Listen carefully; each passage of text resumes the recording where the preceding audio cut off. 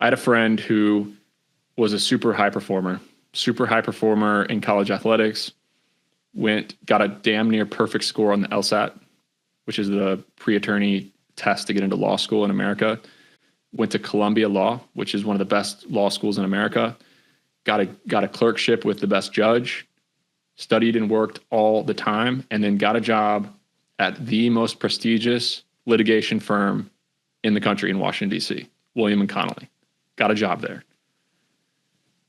3 years into the job, he is kicking ass, making $1 million a year, working 90 hours a week. He had found a way to get married after some, relationship issues because of how much he was working. And his wife got pregnant, and he was going to deliver a baby in October. This was July. He went to see his boss, and his one of the partners at the firm said, "Hey, we're putting you on this case in New York City because it's a litigation firm. Like they're arguing in court and they're in hotel rooms. We're putting you on this case with one of our biggest clients in New York City. You're about to go to New York City for 4 to 6 months." And he goes, "Hey, I can't take this. Like, you got to put somebody else on this because I'm going to miss the birth of my baby. My first baby is coming in October. This court case starts for September 1st. I can't do it. Like, find a different one." And the partner told him, "Hey, that's not how this works. Like, any attorney in this country would kill to be in your position. You're getting paid $1 million a year.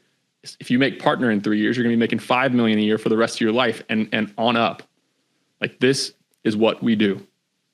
He's like, "Tough love. This is what we do." And so here's my friend. Had won the game, was the best of the best, went to the best law school, got the best score, got the best clerkship, got the best job. He won the game that he was playing. And he finds himself looking at a guy across from a partner who was overweight, divorced, alcoholic, but had a big ass beach house in the Outer Banks. He's like, "Is this the guy I want to be?" And he told that partner to fuck off, rose a giant fit in the office. It was a very, very sad deal. Very, very sad deal. He walked away. And it's a heartbreaking story about how if you pick the wrong game to play, even if you win, is it really, really what you want?